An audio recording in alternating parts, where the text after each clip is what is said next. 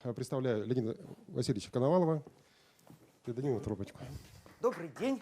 Точнее, да, добрый день. Солнце сегодня светит ярко, еще день. Так, ну что ж, я тоже волнуюсь. Вот. Не знаю, нужно ли мне представиться вам. Знаете ли вы меня, видели ли вы на каких-нибудь там телеканалах?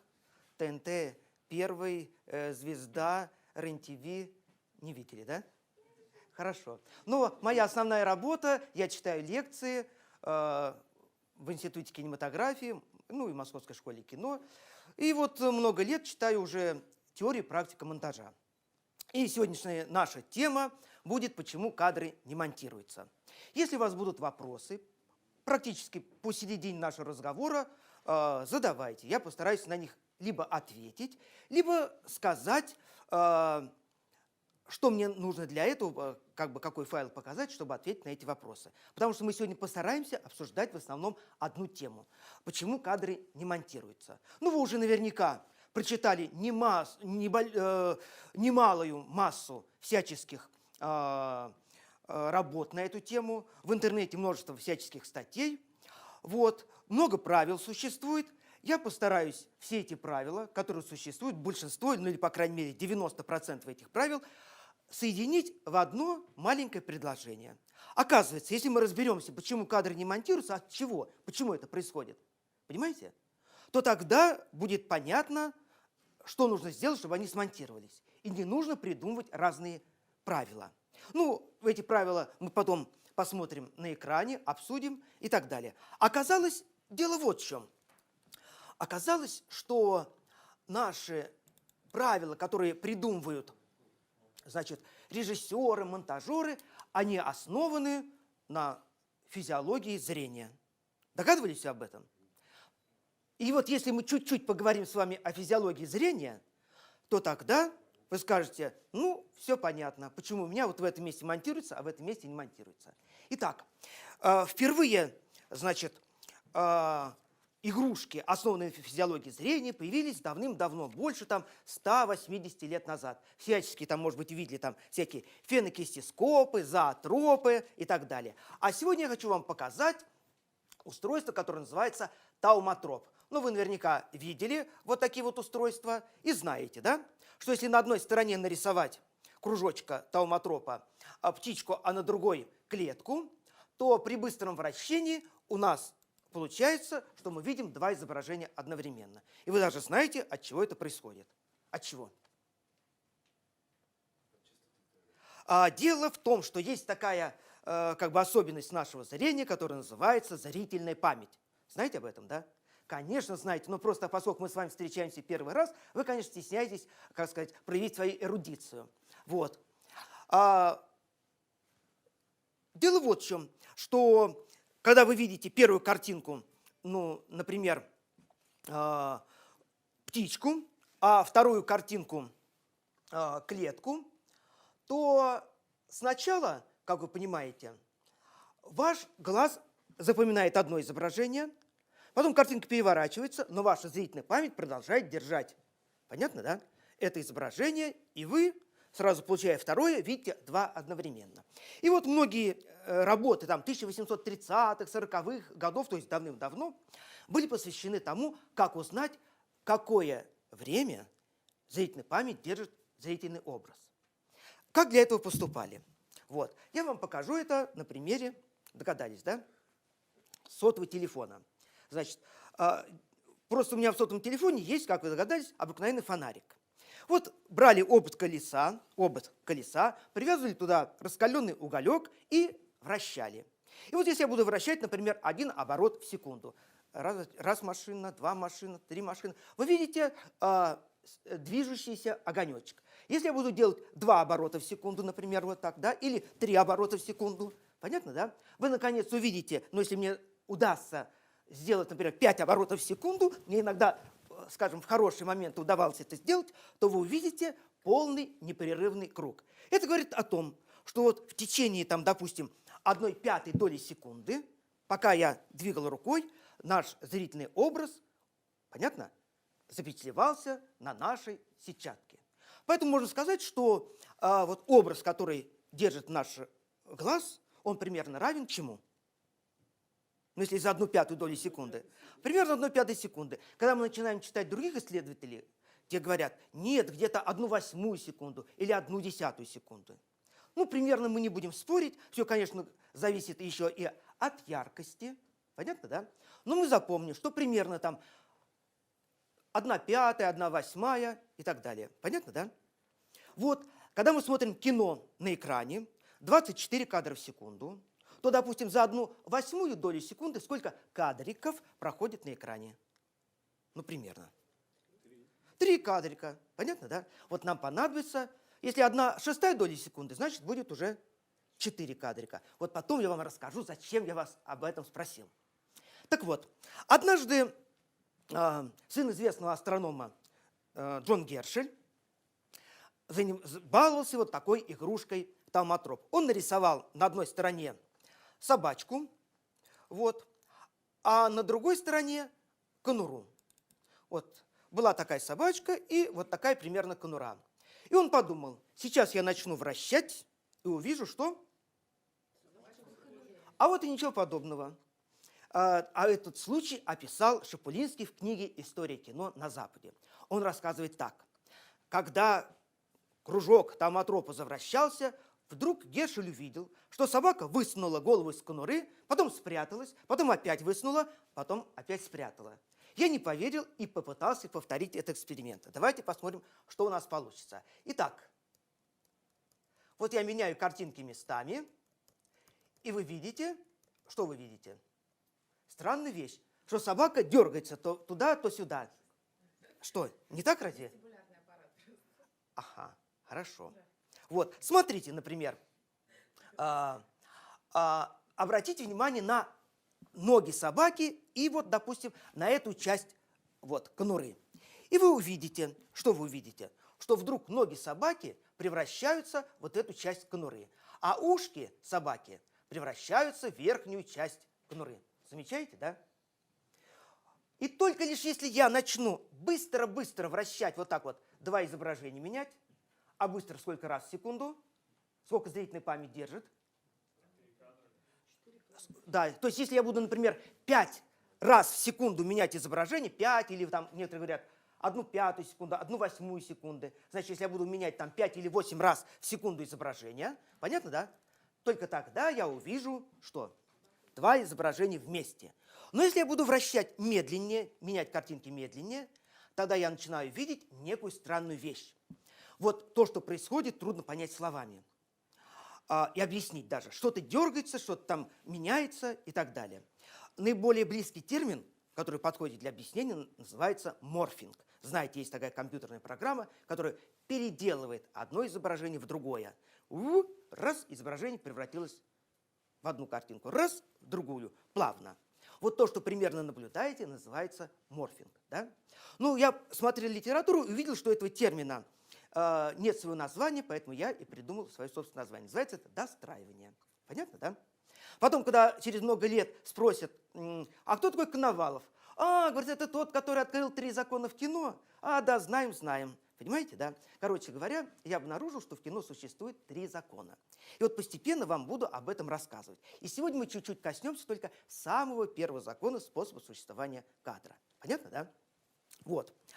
Что такое достраивание? Ну вот, например, связано это вот с чем.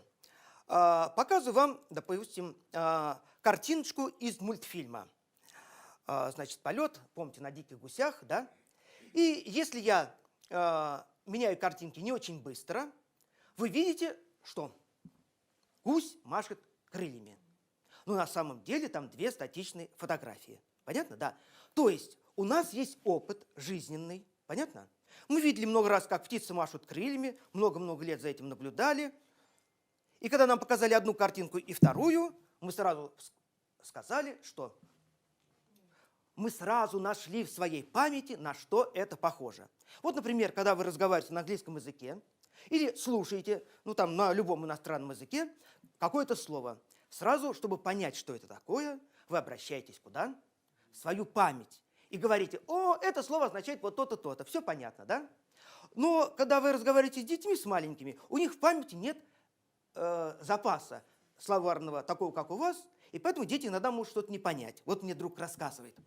Приходит ко мне сын, маленькому 6 лет, и спрашивает: папа, а что поют носки? Он говорит: какие носки? Носки ничего не поют. Ну как же, вот мы смотрели вчера фильм, там была песня, стали выяснять. Оказалось, была песня «Если б я был султан». Помните, да? Шьет Фатьма, Азули, что поют носки. Понятно? У мальчика нет в запасе слова «штопать», поэтому он что-то слышит и приделывает это в то, что он знает. Понятно? Вот точно так же мы на экране видим смену кадров, и сразу быстро наш мозг пробегает по дереву признаков и говорит: птичка машет крыльями. Понятно, да?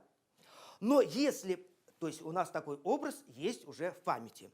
Но если я покажу, например, переезд, вот, значит, железнодорожный переезд, и вы видите, что красный огонек то загорается, то гаснет слева направо. Но на самом-то деле вот в этот момент вы видите, что?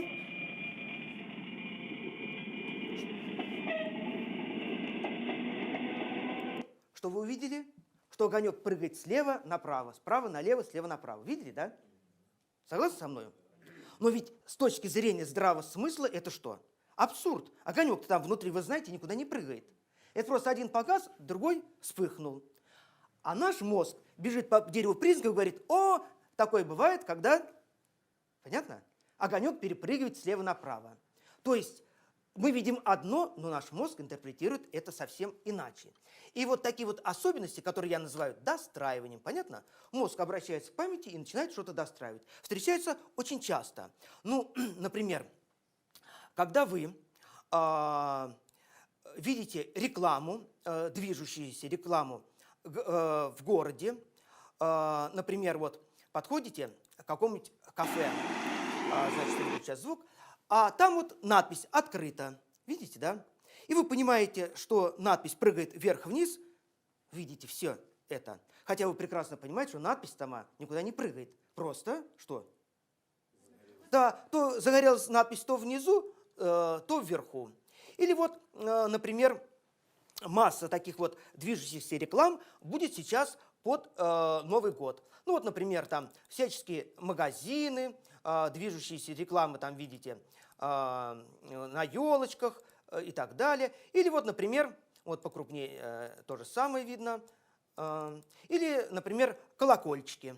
Вот колокольчик слева направо качается влево-вправо, влево-вправо. Но если я остановлю, при этом свете здесь, правда, не очень хорошо видно, вот здесь вот есть второе изображение колокольчика.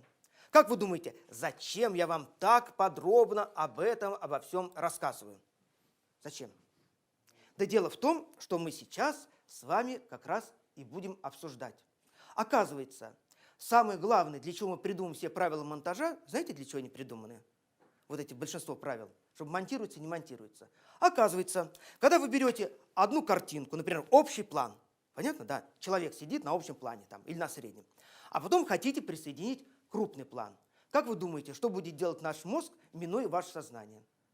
Он будет пытаться достроить одно изображение до другого. Вот если он смог, наш мозг, сделать такую операцию, то тогда мы говорим, что кадры не монтируются, дрын произошел. А если нам удалось обмануть мозг, мы говорим, кадры монтируются. Поэтому все правила монтажа, ну не все, но 90% построены на том, как обмануть нашу вот эту особенность физиологии зрения и не дать мозгу достраивать одно изображение до другого. Понятно? Еще раз. Значит, чтобы вам было понятно. Итак, вот мы смотрим, например, на некоторые картиночки. Давайте вот так возьмем, посмотрим. Или вот подходим к пешеходному переходу, где у нас вот горит зеленый человечек. Вы понимаете, что там всего-навсего две фазы. Понятно? Руки-ноги в одном положении, руки-ноги в другом. Но наш мозг знает, как ходят люди. И поэтому вместо двух фаз мы видим разумное, осмысленное действие. Особенно если вы берете какие-нибудь там картинки с птичками там, или еще с какими-то действиями, вы видите разумные действия. А вот если я возьму, например, кота. Это кот Альберт, это мой кот. У меня долгое время жил кот Альберт. Вот когда он сердится, он машет хвостом. Вот так вот машет хвостом. Ну, вы понимаете, что на самом деле он хвостом так не машет, просто здесь наш мозг берет и делает что? Достраивание. Понятно, да? Но если я возьму, значит, и начну быстро сейчас менять эти картинки, то вы увидите два изображения одновременно. Понятно, да? То есть начнет при быстрой смене одинаковых картинок, начнет работать у нас что? Зрительная память. Понятно, да? Дело в том, почему я об этом говорю. Потому что везде, во всех книжках по истории кино, когда начинают рассказывать про изобретение фильмов, там, как появлялись первые фильмы, обязательно упоминается зрительная память. И говорят, что зрительная память помогает нам из статичных кадров, которые у нас на кинопленке, сделать движение. Понятно? А я вам говорю диаметрально противоположное. Я говорю, что зрительная память не создает движение, а наоборот, что? Разрушает. Понятно, да? То есть, если бы работала зрительная память, активно работала бы, то что бы тогда было? Кот машет хвостом, а вместо движения хвоста вы видели бы, понятно? Все фазы одновременно. Но чтобы вам было еще понятнее, я сделал небольшое видео. Итак, чем отличается достраивание от зрительной памяти? Итак, сейчас. Забаву. Вспомним детскую забаву. У меня два рисуночка. На одном человечек поднял руки, на другом рисунке человек опустил руки. Сейчас я вам продемонстрирую, что такое зрительная память. Вы видите два рисунка одновременно. Это зрительная память. А теперь, что такое достраивание? Вы видите, как один рисуночек достраивается до другого. Это было достраивание. Достраивание. А теперь зрительная память. Вот так вот. Вот в чем разница между достраиванием и зрительной памятью. Так, понятно, да? А теперь смотрите, я беру нашего кота, да, и следом показываю другую картинку. Какую картинку? Рыбу. Что произойдет, если я после рыбы присоединю кота? Посмотрите на голову рыбы и на голову кота. Что происходит? Кот вдруг движет голову вперед, и голова превращается в рыбу. Или вот беру другую картинку теперь, вот эту, и опять рыбу нашу. Обратите внимание на хвост теперь. Что происходит? Теперь непонятно, кто машет хвостом, то ли рыба, то ли кот. Понятно, да? Вот. Почему? Потому что, когда мы видим, понимаете, вы же знаете, что наш мозг работает, как бы сказать, иногда не уведомляя нас об этом. Знаете об этом? Например, ночью вам села на лоб муха. Понятно? Мозг будет одну руку, рука смахивает муху, и мозг дает команду опустить руку.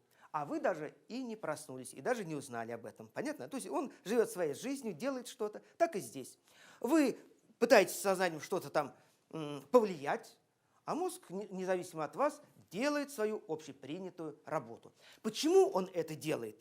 Я могу вам, если интересно, в 2-3 словах рассказать, почему мозг достраивает. Оказывается, что наш взгляд никогда не стоит на месте. Он постоянно дергается. И во всех книжках описаны так называемые саккады. То есть глаз, если попросить его, смотри неподвижно на точку, смотреть неподвижно не будет. Он дергается примерно 3-4 раза в секунду. Тык-тык-тык-тык-тык-тык. Понятно? То есть подсоединяют к глазу проводочек и к осциллографу. Понятно, да? И когда происходит дергание глаза, понятно? Мышца дергает. А мышца дергает за счет подачи электрического импульса. И в этот момент на экране возникает, шла прямая, пик. Понятно, да? Пик, значит, глаз дернулся. И вот стоят, значит, зрители, ну вот как вы здесь, да? А у меня к глазу подсоединен проводочек, там потенциометр, и он реагирует на мои движения глаза.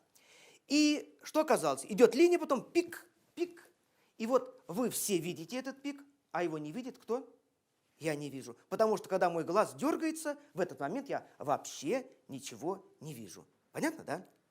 И поэтому мозг наш получает информацию, оказывается, маленькими порциями. Понятно? Вот так, не знаю, как сказать, там, высший разум устроил, или Бог так придумал вот зрение человека. И поэтому глаз – это тоже часть мозга, вынесенная на периферию, получает информацию порциями и начинает что делать? Достраивать. Понятно, да? Вот. Что получается при этом? Ну вот, например, вы, как скажем, режиссеры или операторы решили снять фильм. Ну и, естественно, чтобы фильм был как бы интересным, решили сделать душещипательную мелодраму. Вот это все мы сегодня должны с вами посмотреть. Итак, и вот режиссер говорит, давай сделаем такую историю. Просыпается утром, парень поругался с девушкой вечером, она ушла, он утром просыпается, не может ничего понять, заходит в ванную, понятно, да, смотрит влево, смотрит вправо, и вот говорит, снимаем его лицо крупно, мы снимаем душещипательную мелодраму, а теперь давайте, он не может понять, что с ним произошло вчера вечером, и снимем крупно, он смотрит там, допустим, на раковине лежит кусочек мыла, понятно, да? А парень посмотрел влево, посмотрел вправо, а в другой стороне лежит, значит, щеточка какая-то там, понятно, да? И вот оператор все это снял, потом, говорит, он посмотрел, подумал, не выпить ли там что-нибудь там, понятно, да? Такое с горя, и думает, коньяк это или не коньяк, оказалось нет, оливковое масло. И вот режиссер говорит, хороший ты план снял, крупный план парня, он такой уже весь, понятно, помятый, после вечера, раз волосы спутаны у него.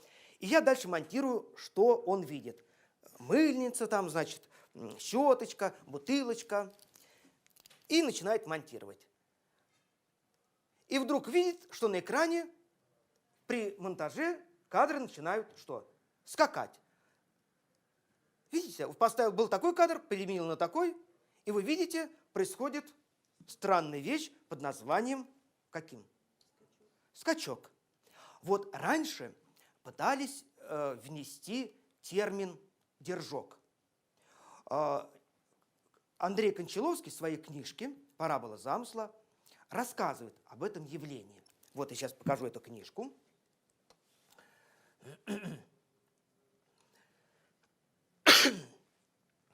Значит, книжка называется «Парабола замысла». Дело в том, что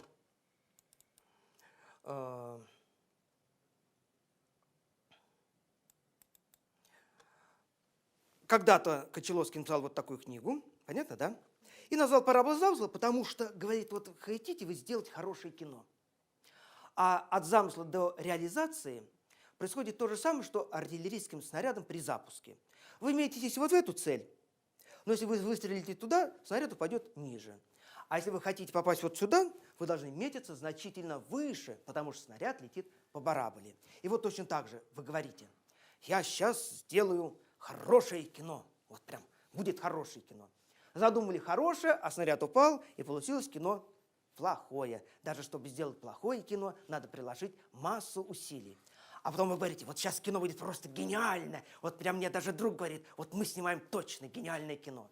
Наметили попасть в гениальное, снаряд упал, и получилось обыкновенное, хорошее кино. Понятно? Вот в связи с этим он называет книжку «Парабола замысла» и пишет вот такой абзац.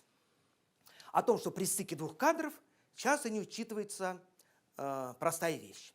Называется она словом «держок». Ну, вы уже прочитали, да? Обращать на нее внимание научил Николай Эк. Кто такой Николай Эк? Это наш известный режиссер, экспериментатор. Он сделал, одним из первых стал делать цветные там небольшие короткометражные фильмы. Одним из первых сделал наше звуковое кино, которое называлось «Путевка в жизнь». Помните, да? Вот этот режиссер Николай Эк когда-то Кончаловскому сообщил, говорит, смотри, когда будешь клеить кадры, есть такая вещь, которая называется держок. Понятно? Ну, мы сейчас говорим дрыжок, скачок. Понятно, да? И, значит, Кончаловский пытается объяснить, от чего происходит этот скачок. Он говорит, в каждом кадре есть свой зрительный центр. Понятно, да? То есть, куда вы смотрите. Ну, если там актер идет вдоль поля, вы следите взглядом за актером. Понятно? И, например, он где-то в левом части кадра или в правом части кадра остановился. А если в следующий кадр соединить, понятно, да? Следующий кадр поставить. И ваша точка, на которую надо бы смотреть, находится в другом месте, понятно? Вы теряете, куда нужно посмотреть. Внимание теряете, понятно, да? И он говорит, зрителю приходится снова искать, где этот наш зрительный центр. Понятно, да? И вот якобы из-за того, что зрителю пытается найти этот зрительный центр заново, понятно, происходит вот такое неосознанное раздражение под названием держок. Правда, правильно это или нет? С одной стороны, действительно такое явление существует, потеря центра внимания. Я даже покажу сейчас. Я же, ведь знаете, человек вредный очень. Как только, значит, Кончаловский говорит о том, что важно соблюдать, я сразу же начинаю искать, где в его фильмах, где он это не выполнил. Понятно? Вот. И покажу вам сейчас. Вот.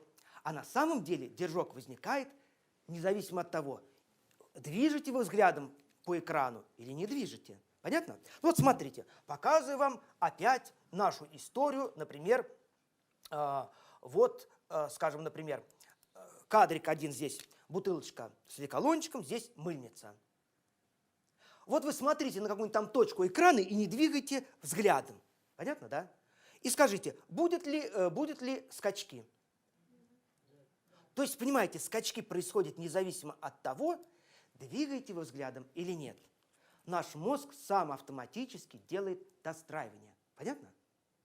А от того, что потерялся центр внимания, понятно, да? Ну, такое тоже может быть. Но, в принципе, я даже могу показать, если хотите, как это у Кончаловского выглядит. Правда, здесь там сцена ночная, не знаю, хорошо ли будет видно, но, в принципе, могу вам показать это все. Итак, значит, у Кончаловского есть, например, такой фильм голливудский «Любовники Марии». Вот. И давайте посмотрим вот один Стала красоткой, да? небольшой эпизодик. Я, пожалуй, поеду. Нет. Счастливо. Ты скоро заедешь?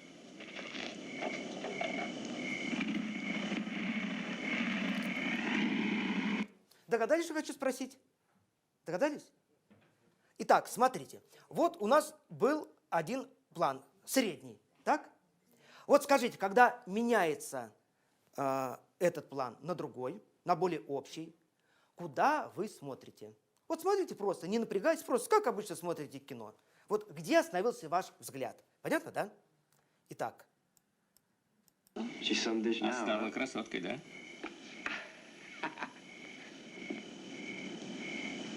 Я, пожалуй, поеду. Нет. Счастливо.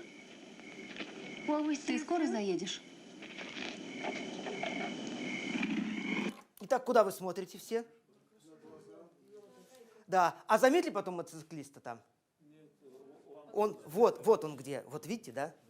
Но дело в том, что в предыдущем кадре, на среднем плане, вы смотрели куда-то вот в эту область экрана, да? Кадр сменился, вы продолжаете смотреть сюда и думаете, для чего мне показывают? Проходит 1 секунда, 2 секунды, и вы наконец находите, вот где мотоциклист. А скажите, а скачок был? Вот дрыжок такой. Я особенно, по-моему, так не очень-то и заметил. Был, да? Да? Ну, я особенно как только... Меня вот такой... Да? Центр внимания меняется. Мы теряем центр внимания. А вот такой дрыжок, дрын, был такой дрын? Вот дрына как такого я, вот, например, не ощущаю. А как вы? Ну, понимаете? Вот такого, как вот мыльница у нас скакала, прыг-прыг, такого же нету ведь. Правда, да? Понимаете? Поэтому, да, действительно, иногда бывает потеря внимания. Я таких примеров могу привести много вам. Понимаете? Поэтому при монтаже нужно, особенно если вы работаете на каких планах? На общих. Нужно, чтобы зрительные центры или центры внимания у вас совпадали. Особенно если вы монтируете, так сказать, короткими планами. Понимаете, там рекламу вдруг начали какой-то там, или клип. Вставили этот планчик, да? И все думали, что увидели вашего мотоциклиста на общем плане. Это вы знаете, потому что вы уже несколько дней подряд крутите взад-вперед, понятно, на тайм-линии этот кадр, вы знаете, куда нужно смотреть. А зритель пришел в первый раз. Понятно? Вы показали этот планчик, показали вот этот, и зритель думает, а для чего крыши домов показали? Понятно, да? Вот. Поэтому, как бы при монтаже, вот видите, нужно обязательно соблюдать или совмещать центры внимания. Понятно? Потом чуть-чуть поподробнее мы с вами об этом поговорим. Но самое главное, наша задача, догадались? Придумать способы, как побороть, что, как побороть? Догадались? Да, вот это ту особенность нашего зрения, что наш глаз начинает что делать? Достраивать изображение. Понимаете, да? Вот. Итак, как можно выйти из этой ситуации? Как вы думаете, как можно выйти из этой ситуации? Для этого существует масса правил. Вот обычно правила выражаются вот таким вот, как сказать, вот такой последовательностью. Видели вы такие вещи, да? Читали, да? Ну, поскольку они везде описаны и много-много лет, я уже, наверное, лет так 25 или лет 30 подряд уже встречаю вот эти все вещи, давайте я сначала коротко их охарактеризую. В чем заключается суть дела? То есть вот у нас есть некая разбивка на планы, понятно, да? Там, если человек, допустим, крупное лицо, или вот давайте я даже покажу вам обычный текст. Как выглядят эти правила. Вот. То есть есть какая-то как бы разбивка по крупности, общепринятая. Ну, например, там сверхкрупный план, деталь, ясно вам, да? Крупный план, голова человека. Потом человек по пояс и второй средний план, человек по колени. Мне не нравится первый средний, второй средний. Вот я работал на разных картинах и на сериалах там. Мы никогда не пользуемся первый средний, второй средний. Вы сейчас поймете, для чего авторам этого текста понадобилось придумывать два средних плана. Догадались, почему? Не догадались, сейчас догадаетесь. Дальше. Есть, конечно, человек в полный рост, с руками, с ногами. Это общий план.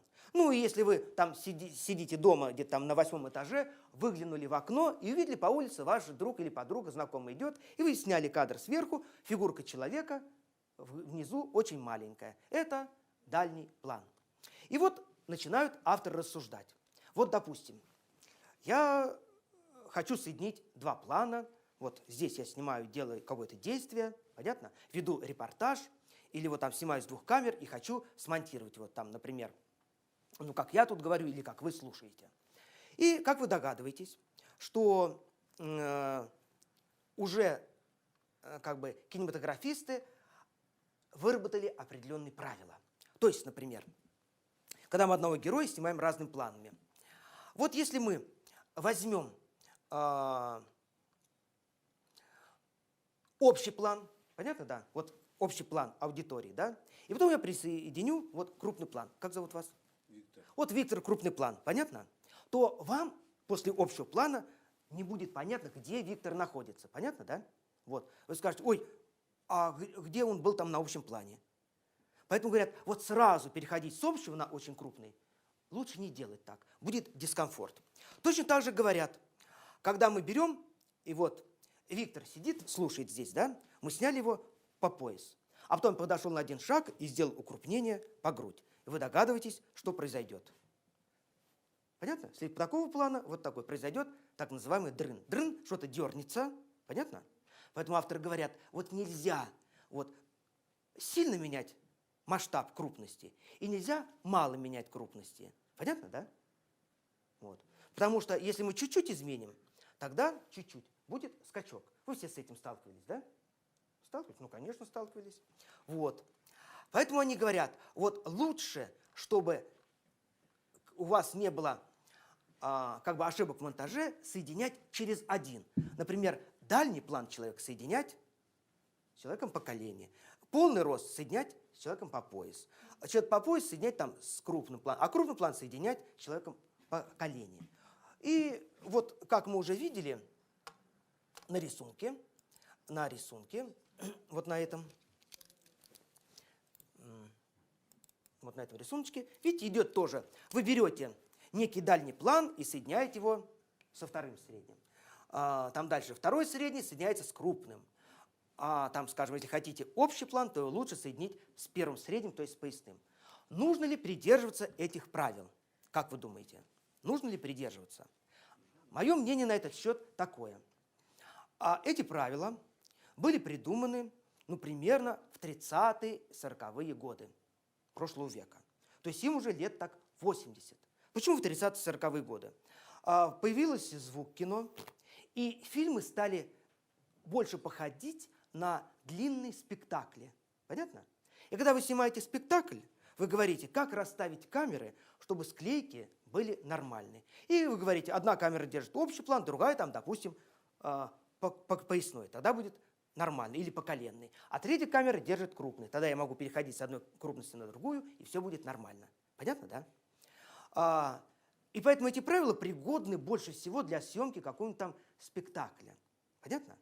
И поэтому сейчас нужно ли придерживаться этих правил? Я считаю, что совершенно не нужно. Даже не обязательно знать их. Я вообще считаю, что это ложно понятый академизм. Понятно? И некий академизм, который пытается вам внести, вот. Понятно, да? Чтобы не сделать каких-то грубых ошибок. Но ведь мы же с вами только что попытались понять, почему кадры не монтируются. Понятно, да? И мы увидели, что особенность заключается не в том, чтобы перейти с одной крупности на другую, а в том, чтобы не дать мозгу сделать что? Достраивание. А когда мозг не сможет сделать достраивание, если он сделает достраивание одного кадра до другого, тогда произойдет что у нас? Скачок, дрын. Всем понятно, да? Значит, нужно не дать ему. Каким образом это делается? Вот, например, если я вот Виктора снимаю крупным планом, понятно? А потом перехожу вот в этот угол комнаты и делаю какой-то средний или практически общий план. Понятно, да? Был один человек в кадре, а теперь там 5 или 6. Понятно? И наш мозг теряется и не знает, как достроить одного человека до целой группы. Понятно, да? То есть, чтобы кадры смонтировались, нам нужно, чтобы они были не похожи друг на друга. Понятно? То есть, когда вы начнете монтировать, и вдруг видите, ой, дернулось, скачок какой-то. Первый вопрос, который вы себе должны задать, какой? Похожи эти кадры друг на друга или нет? Итак, понимаете, вот эти все правила, которые мы здесь видим, понятно, да? Вот эти все вопросы, оказывается, решаются элементарно просто.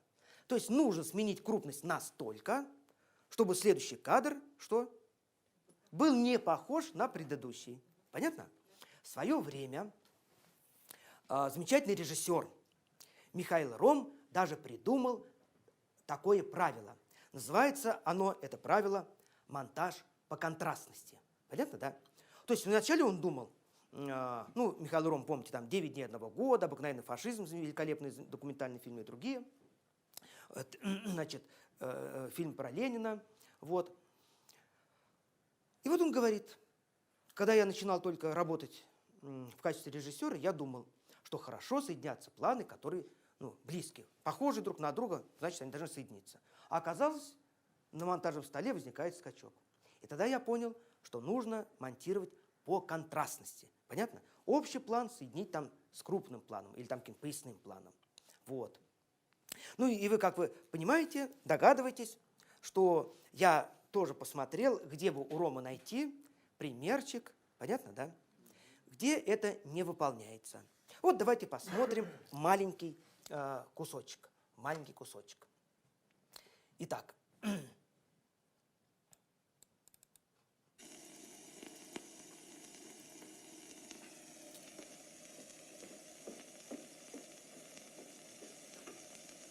Евдокия Ивановна, не приходил тот товарищ, которого я жду с Урала? Нет, Владимир Ильич, не приходил. Если придет, проведите его ко мне. А вы, товарищ, не ко мне? К вашей милости, товарищ Ленин. Земляк ко мне приехала, Владимир Ильич. 20 лет не видались, а тут пристал покажи ему Ленина и все. Земляк, Тамбовский, значит. Здравствуйте, товарищ. Здравствуйте, товарищ Ленин. Ну, как произошла склейка? Да. А почему? Давайте попытаемся разобраться как бы с другой точки зрения. Итак, монтажер пытается найти для монтажа те же самые одинаковые фазы движения руки. Понятно, да? То есть, что я имею в виду? Вот, видите, да? Вот, приближается, вот.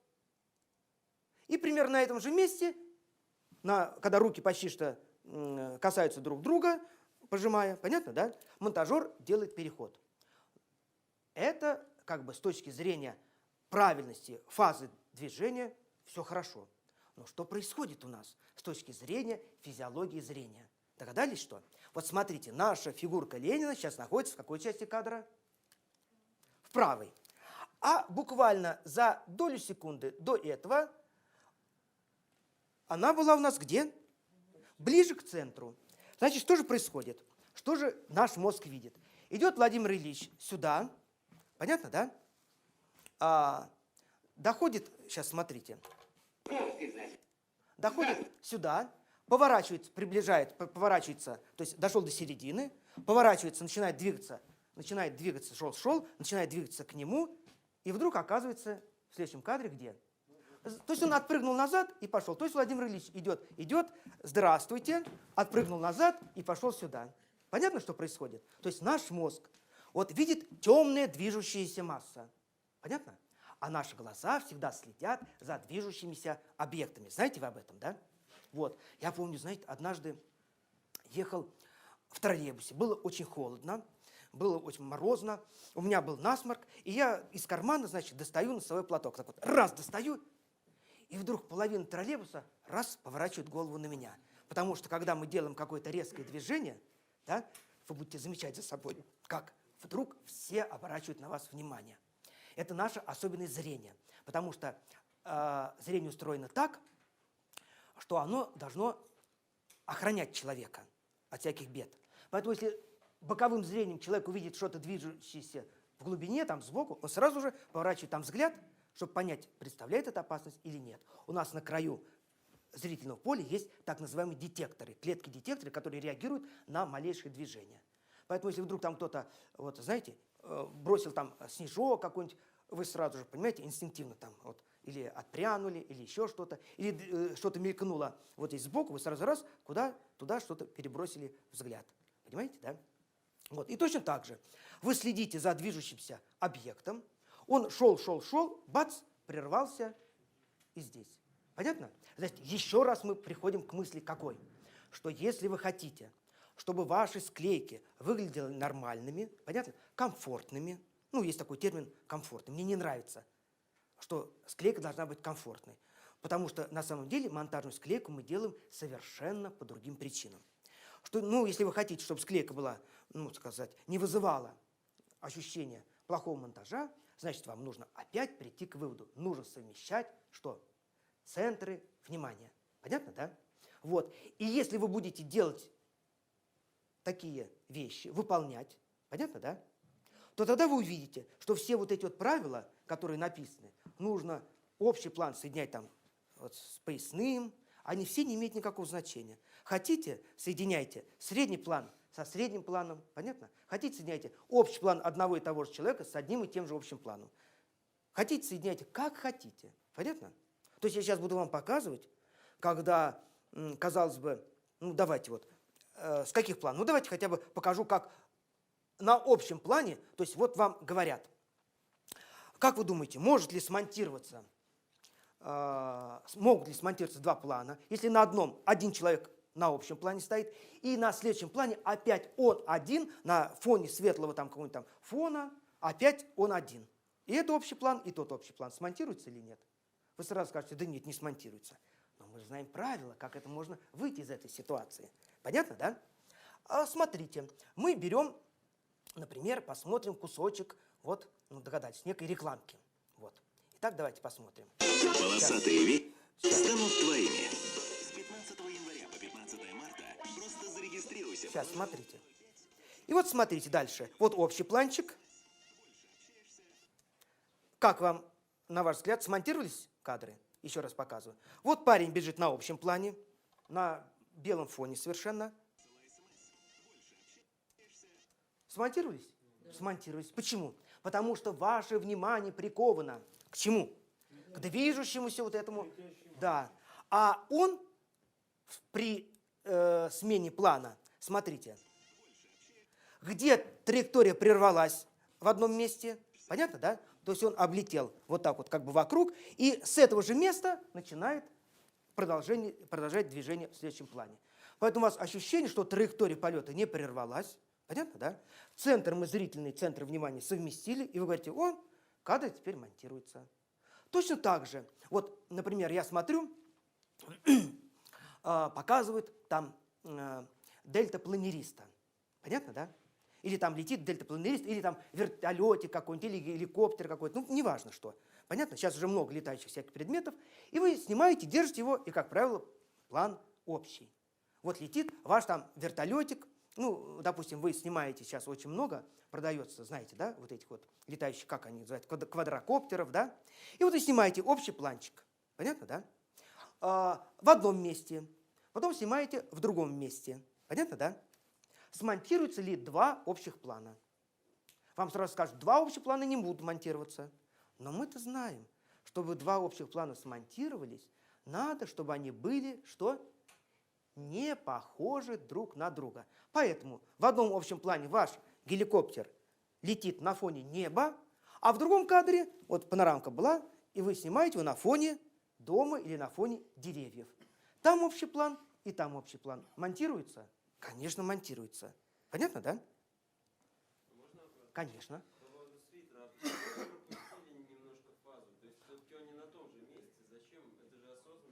Ну, я думаю, обычно, знаете как? Вот эти вот, как называется, ловля блох, добавить ли один кадрик или убавить, обычно определяется в монтаже. То есть посмотрели и подумали, вот есть ли ощущение, что траектория рвется или нет. Понимаете? Добавили два кадрика и сказали, ой, что-то ощущение, как будто вдруг темп движения сбавился, упал. Понимаете? И поэтому говорят, давайте-ка мы лучше вырежем.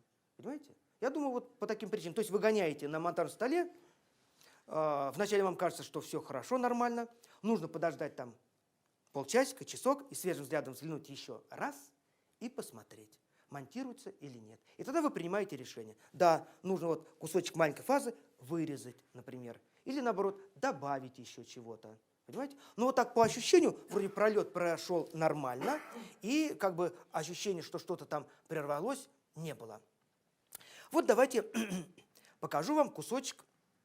Ну, давайте, допустим, вот мы со студентами делаем различные переходы, упражнения. Но вначале, чтобы сделать, мы обсуждаем, как это делается в кино. Ну, например, мы сейчас посмотрим фрагмент из фильма «Золушка». Итак, понятно ли вам, чтобы кадры смонтировались, неважно какие-то, любые, они должны быть не похожи друг на друга. Понятно? И все сидит человечество кинематографическое и придумывает, что? Как сделать, чтобы кадры были совсем не похожи друг на друга. Понятно, да? То есть мы говорили, сколько времени наша зрительная память, вот смотрите, вот танцует Золушка, например, там где-то, значит, там на бал пришла Золушка.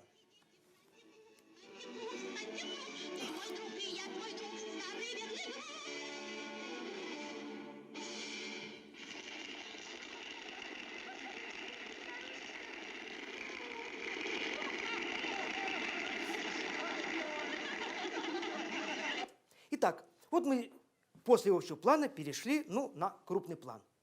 Итак, вот если бы наша зрительная память хорошо работала бы, как вы думаете, вот кадр сейчас сменился, общий план, так? Но мы продолжаем образ этого кадрика держать еще какую-то долю секунды. Сколько примерно? 1/5 или 1/6. Сколько кадриков за это время пройдет? Ну, 4 кадрика. Значит, нам нужно общий план от крупного плана отделить на сколько кадриков? На 4 кадрика. Что мы туда должны поставить в эти 4 кадрика? Догадались? Давайте посмотрим. Оказывается, общий план с крупным разделен. Сейчас посмотрим, на сколько кадриков. Вот Золушка подходит, подносит ей табуреточку, и она начинает садиться. И я показываю по кадрикам. Смотрите, это у нас, допустим, какой-то средний план, видите, она по колено где-то. А что будет у нас на крупном плане? Это крупный план Золушки? Нет. Это крупный план Золушки? Нет. Это какая-то размазня. Понятно, да? Понятно, да? То есть, чтобы кадры смонтировались, нам нужно в эти 4 кадрика вставить какую-то размазню. Понятно, да? Поэтому вот откуда это прием делать переход на движение. Здесь переход сделан на движение. Понятно? Откуда он придуман? Вот люди монтировали, и говорят, смотрите, оказывается, если не в стык делать кадр, вот стоит Золушка на общем плане, а потом подошли, в стык сделали укрупнение. Ай, плохо монтируется, что-то не то. Стояла Золушка, допустим, на общем плане левее, а на крупном плане чуть-чуть ближе к центру. Поэтому произойдет какой-то вот такой дрыжок. А вот чтобы его не было, нужно сделать, чтобы наша зрительная память не смогла удержать несколько кадриков, понятно, да? Нам долю секунды не смогла удержать. Поэтому мы придумываем, что соединяем эти кадры как? На движении. Понятно, да? Вот. Итак, смотрите. И мы говорим, кадры монтируются. Поэтому Вот смотрите, а теперь давайте посмотрим кусочек, ну давайте из фильма «Подранки». Там замечательное стихотворение Шпаликова. Вот, есть. Ну, так. Но главное, нас не это интересовать будет.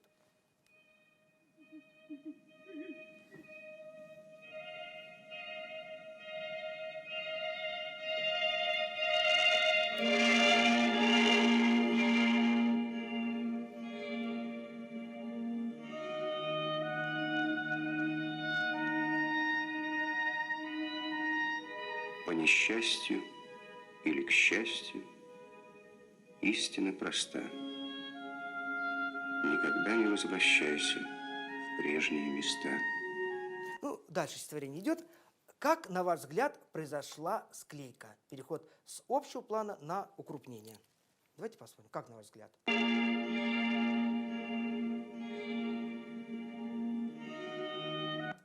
Ну как?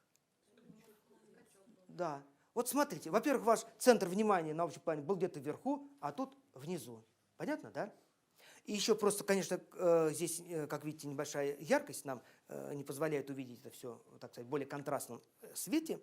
Но вы видите, да, что переход сделан со статичного общего плана на статичный крупный план. Как нужно выйти из этой ситуации? Вот если вам придется снимать что-то, понятно, да? Подобное. Вот стоит там ваш знакомый на общем плане, потом на укрупнении. Что нужно сделать? Для этого нужно сделать, чтобы этот крупный план был не статичным, а, например, самый последний шаг раз и останавливается на крупном плане. Тогда у вас после склейки идет небольшая смазка. Понятно, да, о чем я говорю? То есть вы переходите, то есть самый худший вариант перехода, скажем, с общего на укрупнение, это со статики на статику. Поэтому вы сейчас, поняв это, говорите. Вот, например, я снимаю своих родственников там, допустим, маму на кухне, да, на каком-то плане, на среднем, допустим. А потом хочу соединить крупный. Как это лучше сделать? Банально простой пример. Значит, на среднем плане мама что-то там говорит, они же не просто как на фото, на документ, вы стоите неподвижно, правда? Она что-то там поворачивает голову и так далее. Понятно, да? Поэтому вы снимаете средний план, понятно, да? И просите, и думаете, ага, скоро будет, мне нужно укрупниться. Поэтому вы говорите, давайте укрупнение начнем не просто со статики, а с легкого какого-то движения, с легкого действия. Какого? А давайте вам дам подсказочку, как это можно сделать. Вот давайте мы посмотрим, например, варианты присоединения как бы разных крупных планов. Итак, давайте посмотрим, вот, например, фрагментик, маленький кусочек вот из такого фильма. Вот следующий планчик, вот общий план.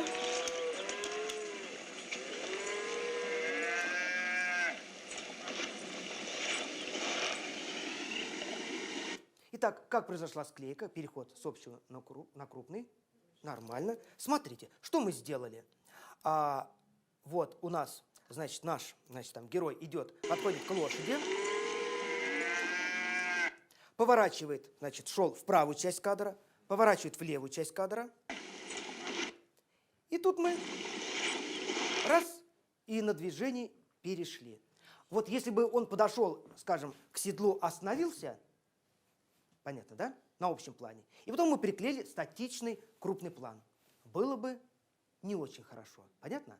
А мы-то знаем, что нужно нам, что в начале крупного плана было бы небольшое движение. Поэтому просим его сделать один шаг там или два шага и войти в кадр. И то же самое с вашей историей, когда мама на кухне. Догадались, что нужно сделать? Чтобы она на крупном плане не просто была на среднем плане и на крупном. У вас, скорее всего, эти кадры не смонтируются. Почему? Вы снимаете средний план, мама там стоит, что-то, да? Одна рука здесь, другая здесь. Потом прошло несколько секунд, и вы говорите, мама, давай я сниму твой крупный план.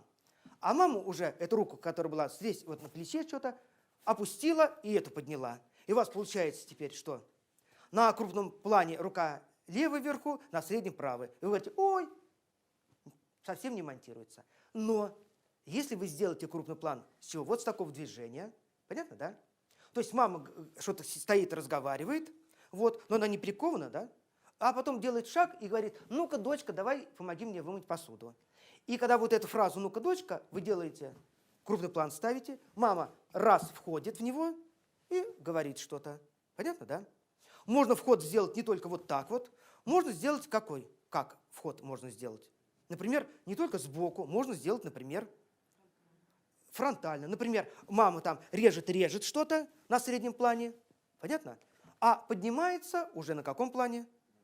На крупном плане. Понятно, да? Ну, давайте, например, хотя бы такой пример покажу вам, ну, например, из фильма, знаете, такой фильм «Вождь краснокожих». «Вождь краснокожих», да. Вот. Ну, давайте посмотрим кусочек вот из фильма. Вот тот момент, когда, значит, вот эти наши герои поехали, помните, да, забирать мальчика, помните, да? Я готов.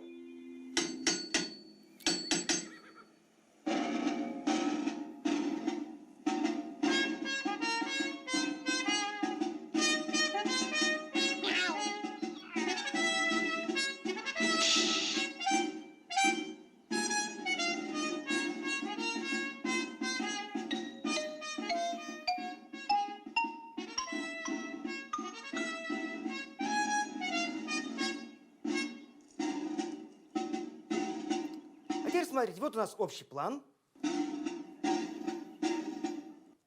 Понятно, да? Итак, значит, еще разик, захлестиком чуть-чуть, несколько секундочек. Вот у нас общий план.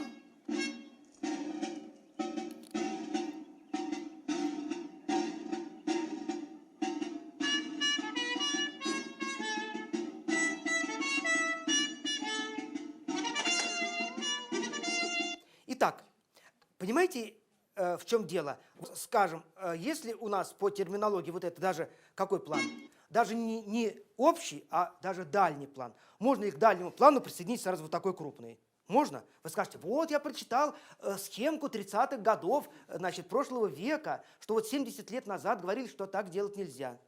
Но мы-то знаем, что все эти вот правила можно обойти, если мы знаем закон. А какой закон? А весь монтаж построен, основан на физиологии нашего зрения. Понимаете? Вот. И мы знаем, что если мы между кадрами дадим, понятно, чуть-чуть чего? Размытости некой. Вот смотрите. Наклоняется. И тут, понятно, да? Поэтому вы, даже дома снимая, начинаете говорить, так, мама, значит, ты режешь это, что-то говоришь, а потом снимаем крупный план, и ты говоришь, ну-ка, доча, давай мой посуду. Режет, поднимается, и вы говорите, так, я теперь выставил крупный план, входи в кадр снизу. Раз, ну-ка, доча, понятно? И у вас скажут, вах, ты монтируешь, как в Голливуде. Понимаете, да? Вот. Поэтому, значит, моя задача как? В чем заключается? Я вам сейчас как бы расскажу некоторые вот такие вот приемы, чтобы вам было понятно, как легко можно сделать. Вот. И вы, когда придете домой, я уверен, вы будете сразу смотреть, ага, вот дрыжки есть в момент склейки, там, в сериале там, или в каком-то фильме, зрительные центры на общих планах совпадают или нет, там, понимаете, как соединен общий план один с другим. Конечно же, мне, как вы понимаете, мы планируем дальше продолжать наши встречи. Мне интересно, или, как сказать, мне крайне необходимо, чтобы вы мне, например, назвали бы, что вам нужно. Понятно? То есть, что вы планируете сделать. Вот, например, мне студенты говорят, мы снимаем этюд освещения. Понятно? То есть, им выделяется павильончик, операторы. Павильон, там есть окно, а с этой стороны дверь. И вот история, где два человека. У операторов, например, им нужно только поработать, показать, что они могут в павильоне сделать эффект солнечного света из окна или эффект там, керосиновой лампочки, понятно? Поэтому говорят, не нужно разговора, только делайте соединение планов, общий, средний, крупный и так далее, и так далее. И мы начинаем с ними обсуждать, как должен человек войти там, в комнату, в дверь, как встать около окна, понимаете? И у меня множество всяких примеров, там, всяких этюдов, студенческих работ. Значит, те, кто придет дальше, мы будем смотреть и обсуждать, как монтировали те, кто не ходил на лекции, понятно, да? И как смонтировали работы те, кто приходил. Дело в том, что мы обсуждаем очень много разных тем, например, как там быстро протекающие процессы там, растянуть во времени. Например, человек упал, подскользнулся. Как сделать, чтобы не было больно, а было убедительно. Или там человек шел, ударился головой об столб. Понятно? Или там человек перепрыгнул с одной крыши на другую. Как с помощью монтажа сделать так, чтобы это было убедительно, хотя самого полета не будет. Вот мы, например, на днях делали следующее. Метали ножи. Один человек уходил, а второй вслед ему вших, метал ножик, и ножик впивался прямо около уха в дверь. Понятно? И оказалось, что ножик даже никто из рук не выпускал. Просто один махнул, вместо ножа полетела панорамой камера. А там уже стоял воткнутый ножик. И она приходила уже в тот кадр, где стоял ассистент, снизу ножик так дрын, он колебался, как будто только что прилетел. Понятно, да? И вот мы обсуждали, как эту панораму со смазкой сделать, чтобы было ощущение, что вот сильный трюк, на самом деле, как бы и нож пролетел. О, как это вы сделали? Без каскадера. Понятно? Поэтому с помощью монтажа можно делать просто удивительные вещи. Вот. Поэтому, если вы мне будете задавать вопросы, что вас интересует, в каком случае, например, вы столкнулись, с какой работой, там, то ли вам нужно сделать какую-то там рекламку там, или еще что-нибудь. Понимаете? И мы начнем обсуждать, как выйти из этой ситуации. Понимаете? Значит, теперь дальше. Показываю я следующие вещи. Что мы можем без проблемы, например, соединить, ну, допустим, если бы вас раньше спросили, можем ли мы соединить два средних плана. На среднем плане один человек и практически на точно такой же крупности опять средний план и опять один и тот же человек. Можем соединить или нет? Конечно, можем. Мы же знаем не правила, а знаем некий принцип. Понятно, да? Вот давайте покажу, как мы, например, вот, делаем вот, со студентами работы. На финском говорит. Профессор, я не понимаю ни слова по-фински. Tämä elokuvan ohjaaja ei tiedä, mitä hän haluaa. Ну если так, то да. Да. Да. Вот, вы заметили, да, что здесь одни средние планы. Вот наш, значит, студент, который играет как бы профессора, вот, что-то говорит, понятно, да? И мы стараемся. Я не понимаю ни слова по-фински. Вот в тот момент мы постараемся, чтобы фигурка была в следующем плане примерно в том же месте. Вот, например, иногда, знаете, сложно понять, как совместить. Поэтому, например, когда Эйзенштейн работал с Андреем Москвиным на фильме «Иван Грозный», и там такие много планов, когда раз укрупнение происходит, там, например, это малюет скура, так раз так глаз поднимает, на общем, средний, крупный, и потом в конце глаз поднимает вот так вот. Чтобы не было каких-то скачков или смещений центров, чтобы понять, где на матовом стекле камеры карандашком он делал какие-то отметочки. Вы можете для себя придумать некое шахматное поле там, понятно? Или там, скажем, как морской бой, там, разбить на там, 5-6 квадратиков, понятно? 5-6, и сюда там типа тоже на 5-6. Понятно? И говорить, например, сегодня у меня там, например, центр внимания 52. 50 это значит где-то вот здесь будет, а 2 это будет где-то вот здесь. Или вот, например, в кадр, там, скажем, 32. Значит, где-то мой центр, где-то здесь. На 5 частей сюда, на 5 частей сюда. Чтобы примерно могли бы вы ориентироваться. Или вот показываю вам кусочек из фильма «Человек, которого не было». «Человек, которого не было». Это замечательный фильм. Значит, вот давайте с этого момента посмотрим. Посмотрим кусочек. Пока не буду говорить, что нужно увидеть. Потому что нервничал. А когда он получил работу, стал болтать без умолку с самого утра и до закрытия. Я знаю, что он разговаривал сам с собой по пути домой. Когда я шел домой, мне казалось, что все отводят от меня глаза, как будто я был заразный. Никто не хотел говорить о том, что случилось с Дорис. Я напоминал призрака, бредущего по улице. И когда я приходил домой, Там было пусто. Итак, давайте вернемся опять к тому моменту. Вот. Итак, значит, Нервничал. А когда он вот некий средний получил план. работу, стал болтать без умолку с самого утра. Этот план похож в чем-то на предыдущий? Нет. Поэтому, конечно, это будут кадры монтироваться. Итак, понимаете, самое простое правило. Кадры должны быть не похожи друг на друга в момент монтажа. Вот и все. Момент склейки. Теперь смотрим. После этого плана был крупный. Помните, он там в профиль идет, мимо толпы. Давайте посмотрим, как мы перешли с этого плана на укрупнение. Давайте И посмотрим. до закрытия. Кто-нибудь заметил? Да. Вот есть у нас наблюдательные, внимательные люди уже. Будут отличниками кинематографии. Как зовут вас? Ну ладно.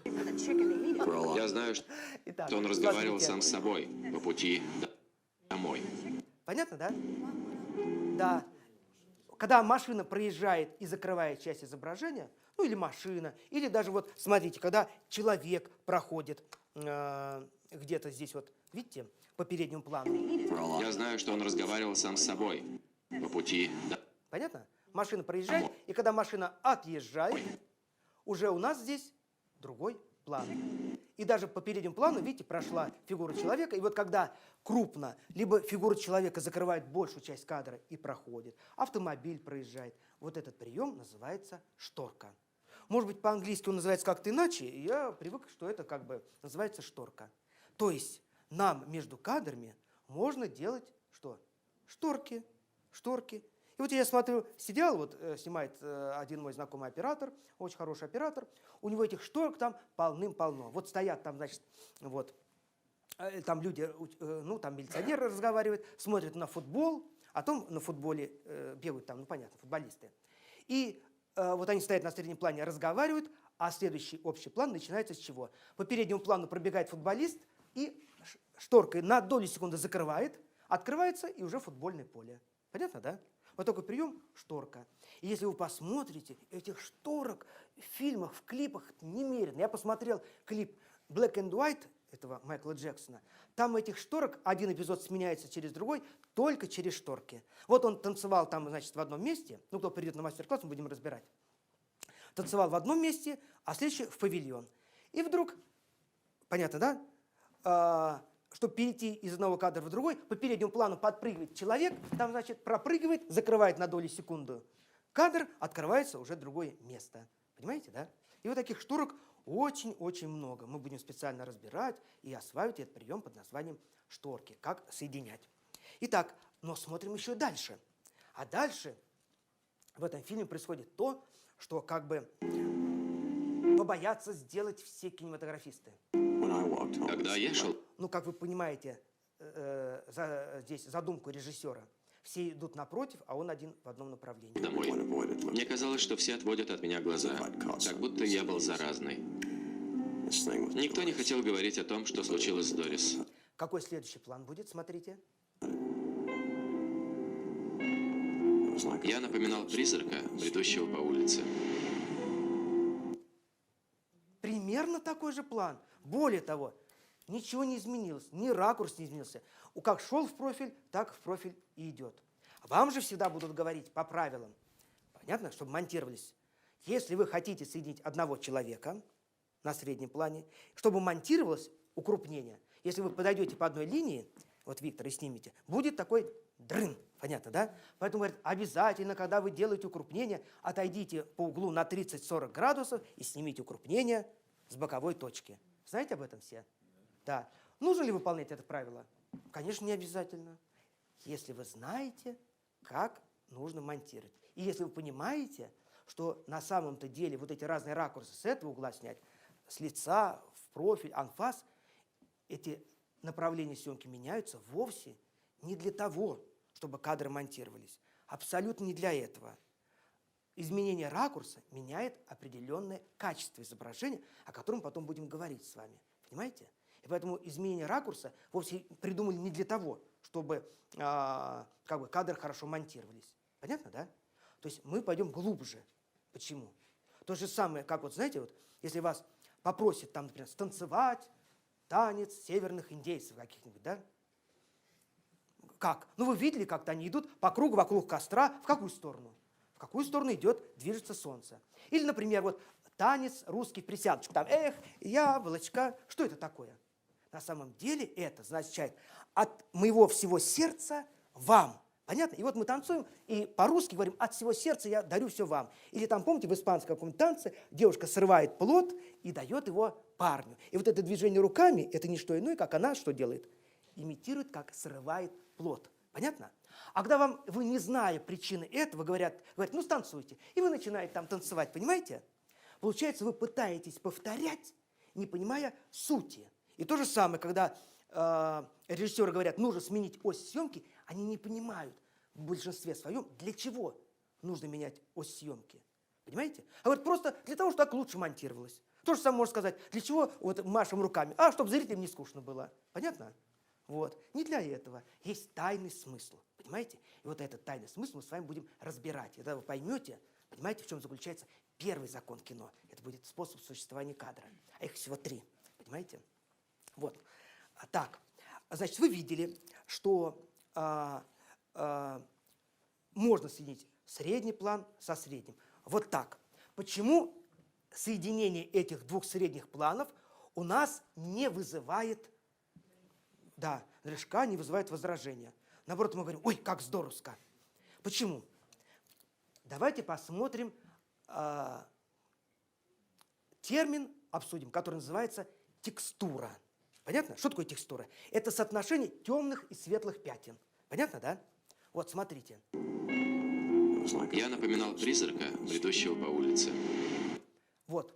У нас количество темных и светлых пятен, понятно? В этом кадре и в том оно различное. То есть кадры не просто похожи, не похожи. Они не похожи по текстуре. Вот если бы у нас было на фоне абсолютно белое пространство, понятно? Вот шел человек на фоне белой стены какой-нибудь там, понятно? Или на фоне голубого неба. И потом мы приклеили кадр, где он опять идет на фоне голубого неба. Или белой стены. Вот тогда бы мы сказали, что-то не монтируется. Понятно? Поэтому, когда в клипах пытаются что-то сделать такое, вот, понятно, да? И выбирают яркий фон, и мы видим вот эти вот всяческие дрыжки. Понимаете, да? А здесь у нас сильно изменилась что? Текстура. То есть, понимаете, соотношение темных пятен и светлых различны. То есть кадры должны быть не просто не похожи друг на друга. Когда мозг смотрит, а глаз – это часть мозга, вынесенная на периферию, то он не обсуждает, один этот человек или нет. Он проводит какую-то свою повседневную работу. И вдруг, если текстура близкая и похожая, мозг понимает, что надо это соединять. А если это совсем по текстуре не похоже, тогда мы говорим, все, кадры нормально монтируются. Понимаете, да? Вот. Итак, значит, смотрите. Еще раз хочу сказать. Если вы берете вот какие-то 2 кадрика, вот видите, эти 2 кадра по текстуре близки. У вас много белого пространства и какое-то цветное пятно. Здесь тоже много белого пространства или черно-белого и какое-то цветное пятно. И когда вы начинаете клеить, у вас все прыгает и скачет. Здесь тоже много чего. Белого фона, понятно? И какой-то цветной объект. И наш мозг говорит, ага, и там белый фон, и там белый фон. Правда, он вам не говорит, он сам про себя анализирует. И он говорит, надо это, по-видимому, одно и то же. То есть как будто у нас дернулся глаз, произошел, как бы это называется, саккада произошла, фон один и тот же остался. Понимаете, вот мы моргнули, вот один и тот же фон. Значит, мозг понимает, надо все это соединять в непрерывную последовательность. А мы бац, мы подсунули другой предмет. И он говорит, надо тогда сделать превращение одного предмета в другой. И делает. И вы говорите, ой, что это у нас тут все влево-вправо куда-то прыгает. Понятно? Поэтому, если вы хотите, чтобы монтировалось хорошо, дома на кухне, старайтесь не снимать, чтобы у вас средний план, ваша мама была, например, на фоне белого кафеля, и на крупном плане статично тоже на фоне белого кафеля. Понятно? Значит, смотрите, вы берете и снимаете, ваша мама вот там, или в комнате на фоне белой стены, вот как здесь светлая стена. Средний план статичный, потом делаете крупный план, опять статичный, опять на фоне белой стены. Я могу вам гарантировать, что все это будет не монтироваться, потому что наш мозг подумает, что это одно и то же, это как бы он моргнул, оп, уже другое изображение. Надо соединять. Вы не смогли побороть работу мозга, и поэтому получилось, что кадры не монтируются. А если его поставить такие необычные условия, когда он скажет: ой, не могу справиться, что это такое мне подсунули, тогда мы говорим: ура, наконец у нас все монтируется. Понимаете? Вот так вот работает это все. Значит так. Теперь давайте я покажу. Теперь вот мы посмотрим маленькую рекламку. Там с бутылочками пива. Понятно, да? Вот. И когда вы снимаете, еще раз, понимаете, я готов обсуждать все, что угодно. И мультфильмы, и художественные фильмы, и освещение, реклама, где, как, что все монтируется. И мы будем параллельно все обсуждать, потому что законы монтажа, или не законы, правила, или даже не правила, а правила каждый придумывает сам для себя. Вот я придерживаюсь таких-то правил. Другой говорит: а я придерживаюсь других правил. Какие-то правила? Ну, например, новый эпизод начинать все время с деталей или с крупного плана. Вы увидите потом. В голливудском кино прям на 90% во всех фильмах, как только новый эпизод, обязательно с деталей или с крупного плана. То есть вы придерживаетесь каких-то определенных правил.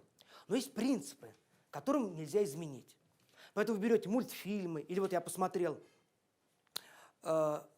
сел и посмотрел от начала до конца, сколько там, 6 или 8 часов, идет фильм Германа «Трудно быть Богом». Сколько часов он идет? Полная версия. 6 часов, по-моему, да? Вот я просмотрел, сел и вот так вот никуда не отходя, не дома смотрел, когда, может, зачем убежать, а мы собрались там на киноклуб, и я вот так 6 часов непрерывно смотрел фильм. И вы знаете, там все те же самые приемы. Новый эпизод начинается со шторки. Понятно? Например, вот в одном месте. Раз, человек стоял, отошел, открылся общий план. Или там висела тряпочка на веревке, понятно? И вот рука отодвигает тряпочку, как шторочку, и нам открывается там какой-то средний некий план. То есть независимо от того, снимаете вы короткую рекламку на 25 секунд, либо снимаете фильм на 6 часов с каким-то авторским видением, принципы монтажа по основе своей, понятно? Они одинаковые. У вас могут отличаться, вот, понимаете, как автомобиль. У него обязательно должны быть 4 колеса, руль, бензобак, двигатель. Машина отличается одна от другой. Вот это автомобиль от того, конечно, отличается. Но, в принципе, по своей идеологии они одинаковые. Они могут отличаться дизайном. Так и здесь. Вот один говорит: я буду монтировать вот так-то, так-то. Другой говорит: я буду монтировать так-то, так-то. Но в основе физиологические принципы монтажа всегда одни и те же. И вот, например, сейчас я покажу вам коротенькую рекламку. Вот. Давайте посмотрим. Можно даже без звука смотреть. Откройте Бочкарев 1 литр. Новая форма. Специальная защита. Гарантия высокого качества. Яркий вкус настоящего пива. Итак, давайте посмотрим. Вот все ли кадры хорошо монтируются здесь? Вот смотрите. Вот первый планчик с этим. Почему? Потому что кадры похожи у нас. Понятно? Вот смотрите. Вот этот планчик и вот этот. Сейчас, секундочку, подождите, сейчас. Ну, сейчас. Это, наверное, скорее всего, движение одного плана. Вот смотрите, вот эта бутылочка. Теперь так. Понятно, да? Это. Похожи друг на друга они? Видите, в разные стороны, но вот когда я меняю вот сейчас, видите, небольшой такой вот скачок ярко-зеленого пятна происходит. Вот смотрите, показываю теперь сюда. Понятно, да? Бью сюда. Видите, дрын. Почему? Потому что они, эти два плана, в чем-то что? Похожи.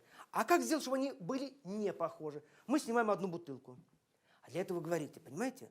Вот как у нас слова образуются. Бутылка и полбутылки будут монтироваться? Нет, потому что это похоже. А, например, бутылка и горлышко. Бутылка и пробка. Бутылка и этикетка. Понятно? Будут монтироваться? Будут. Потому что мы берем разные понятия. То есть, понимаете, монтаж мы клеим не для того, чтобы зрителям было весело. Вот, как говорят, вот мы уже 10 секунд показываем общий план. Надо давай скорее переходить на средний план. Нет, средний план уже был, давай на крупный. Мы монтируем и переходим с крупности с одной на другой совершенно по другим принципам. Понятно, да? То есть, если мы хотим сделать кино и так, чтобы зрители захотели посмотреть его второй раз, нужно придерживаться определенных принципов. Вот смотрите, идем дальше. Вот такой планчик. Теперь вот так. 1 литр. А теперь смотрите, у нас проходит волна, как шторочка. Теперь укрупнились крупно на этикеточку. Понятно, да? Теперь закрываем мы все водой. Поэтому следующий план, показывая опять бутылку, все будет монтироваться. А мы показываем горлышко. А следующий показываем кадр пробочку. Понятно? Крышечку, пробочку. То есть, если вам придется даже монтировать какую-то рекламку, там какую-нибудь там парфюмерию, не знаю, пиво, не знаю, что угодно, и сказали, вот одна бутылка, и больше ничего нету. Что можно с ней сделать? Подошли так, сняли, укрупнились, сняли дрын. Обошли бутылку вокруг, вот с этой стороны, сняли, понятно, да? Те же яйца, только в профиль, понятно, да? Сняли, чик, опять. Все не монтируется. Значит, вам нужно, чтобы даже одна бутылка с бутылкой смонтировалась, придумать некие шторочки. Вот волна прошла, понятно? Или даже там рука какая-нибудь прошла, там, понимаете? Рука ставит бутылку, там, еще что-нибудь. Крупно показали пробочку, там, или еще что-нибудь. Вот. Теперь показываем стаканчик.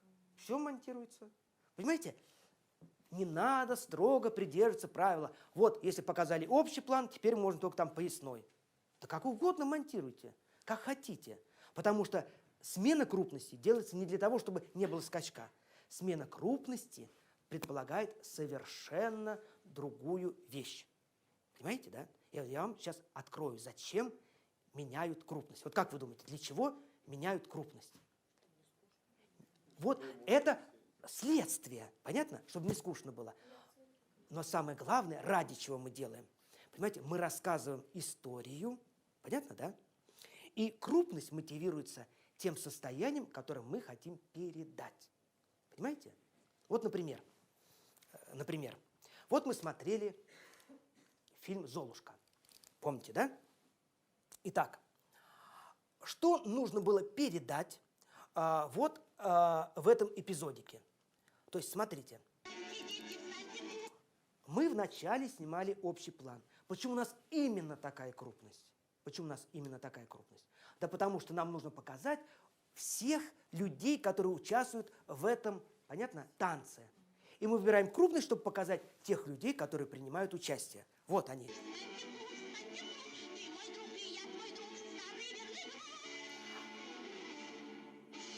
А теперь взаимодействие между ними всеми прекратилось. Понятно? Значит, чтобы передать то состояние, в котором находятся герои, нам нужна уже другая крупность. Да. А какую крупность мы покажем?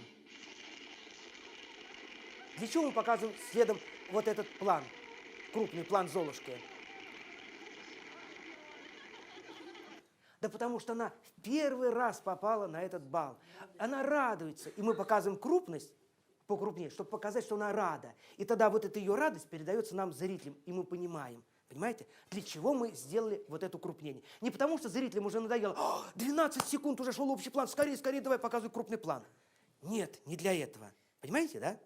То есть смена крупности мотивируется не тем, чтобы, ну, конечно, когда кадры меняются, зрителям действительно не скучно будет.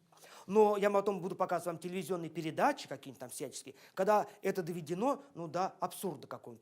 Там посмотрю американскую там передачу, потом покажу его вам. Значит, там телепередачи, там, ну, типа какой-то там с экстрасенсом связано, а экстрасенсы на кладбище. И снимают с 3 камер.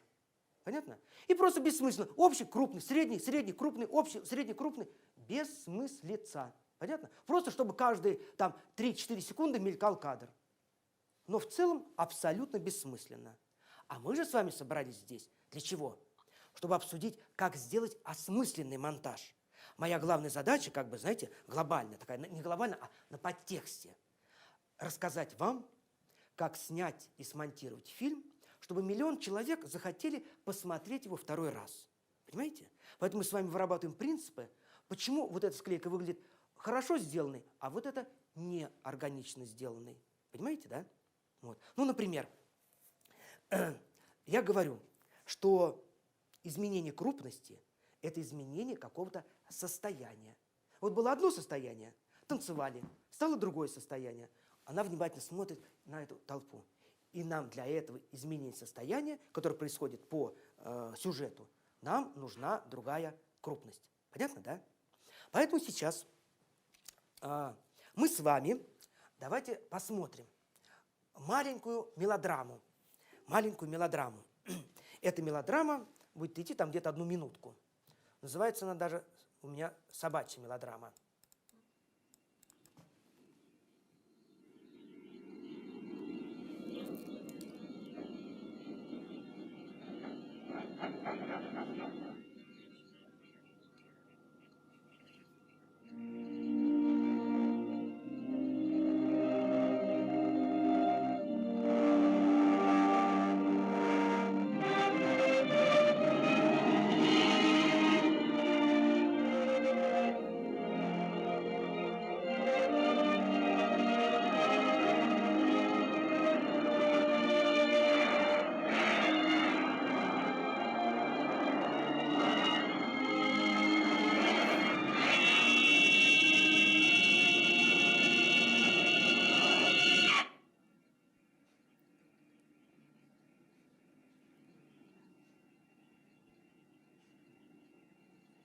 Так, ну вы догадались, что это реклама.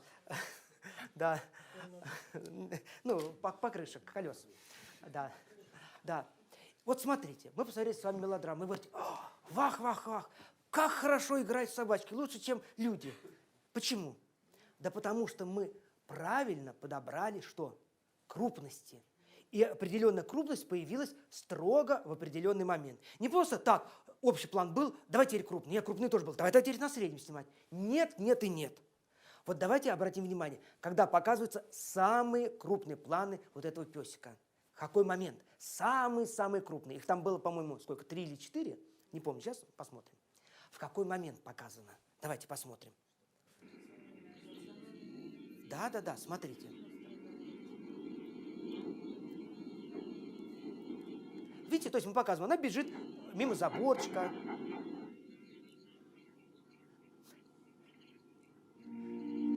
Видите, пока вот такая крупность.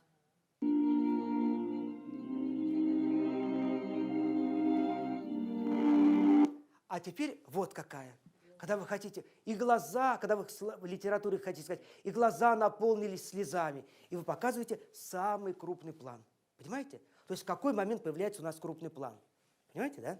Вот. Дальше смотрим, когда следующий план будет крупный такой же.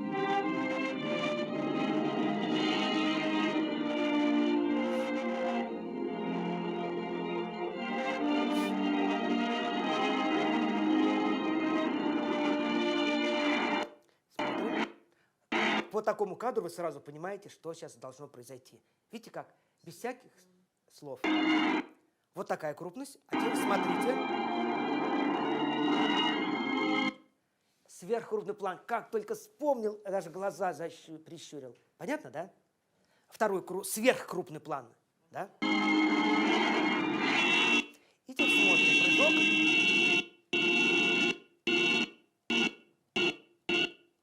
Навстречу машина едет.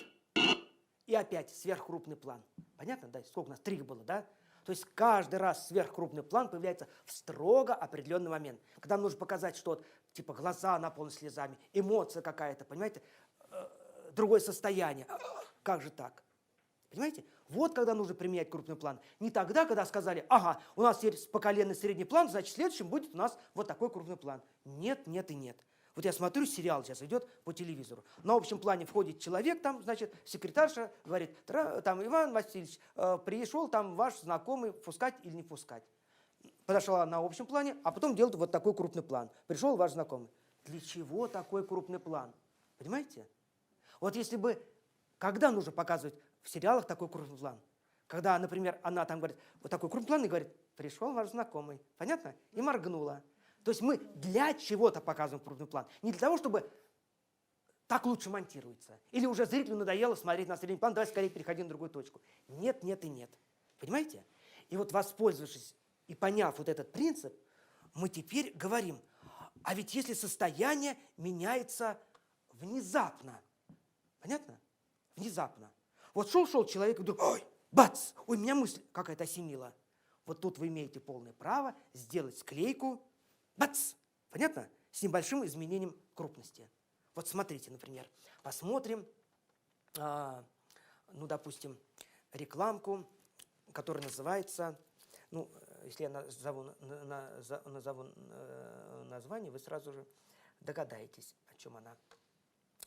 Так, давайте посмотрим, ну, давайте вот эту, что ли. Сейчас звук потише сделаю.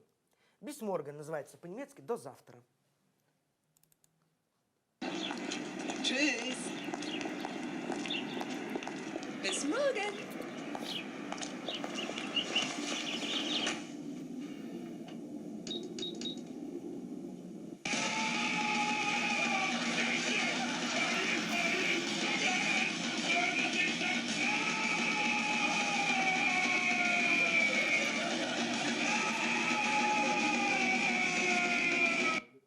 Итак, поняли, да? Что я хочу сказать? Давайте посмотрим помедленнее. Значит, разберем по кадрикам. Итак, вот наша героиня выходит. Смотрите, улыбается она, да? А следующий план опять средний план. Но здесь она не улыбается. Если я просто соединю в стык, здесь она улыбается, а тут другая крупность, примерно такая же, и она не улыбается. Мы скажем, не монтируется. Но мы-то знаем, что посередочке между этими планами у нас что? Давайте посмотрим. Шторочка, конечно, смотрите. Понятно, да? И вот опять она улыбается. То есть, понимаете, поэтому во время съемки мы просим кого-то специально пройти перед камерой сюда, пройти вот сюда, и говорим, ай, отличные шторочки для монтажа, очень удобно. Понятно? Bis morgen. Тут раз. А теперь смотрите, вот у нас крупный план. И когда мы хотим, ну понятно, фраза последняя, когда нет счастья в вашей работе. Понятно, да?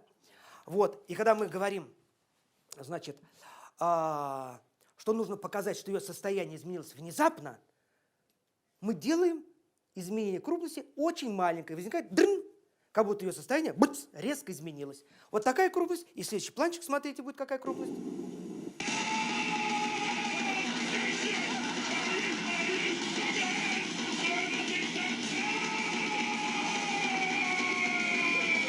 Понятно, да?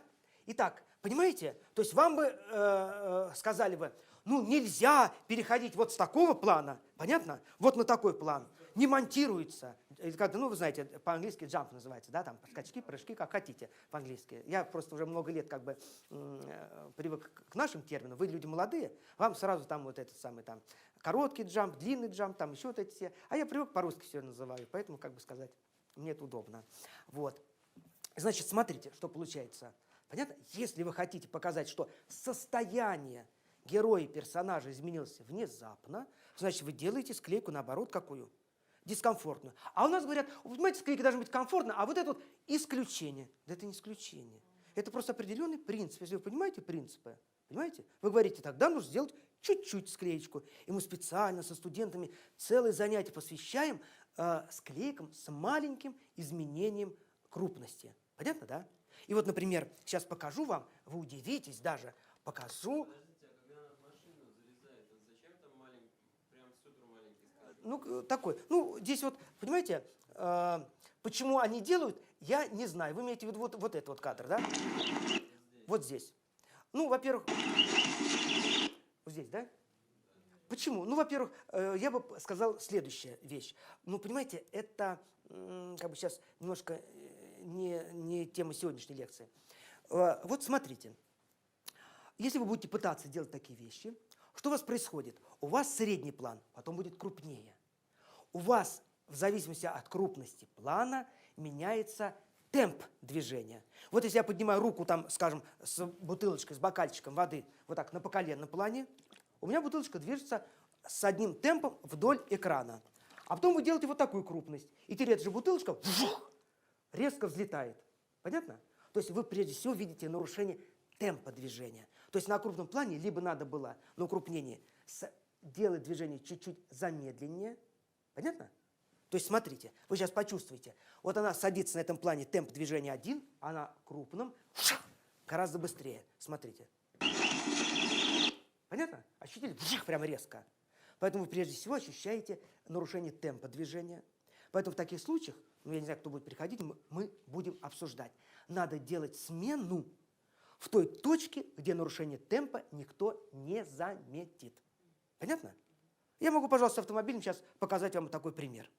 Когда? Ну, например, я на среднем плане открываю дверцу, а на крупном плане закрываю. И когда я открыл до этого положения, наступила мертвая точка, дверца раз остановилась, а сюда движется на другой. Я бросаю ножик, замах делаю на одной крупности, нож на долю секунды задержался, а туда бросок делаю на укрупнении. То есть, понимаете, чтобы не нарушался темп движения, я ищу мертвую точку. Но вы у меня вот с этими мертвыми точками темпом движения переводите немножко на другую сторону. Поэтому я могу показать вам, если хотите, как эта же дверца в другой рекламе открывается, например, на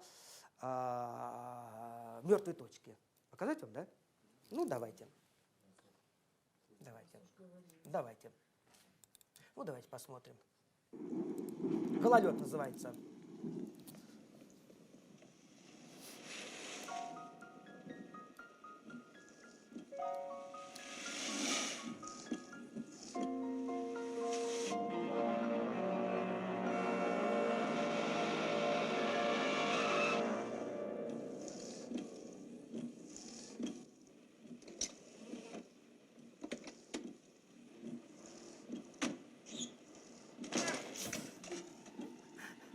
Ну, все понятно, да?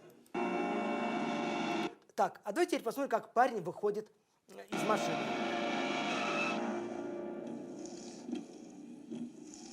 Итак, вот он в машине. То есть почему показали крупно? Ведь он рассержен, видите, выходит. Мы укрупнили, показали его, рассержен.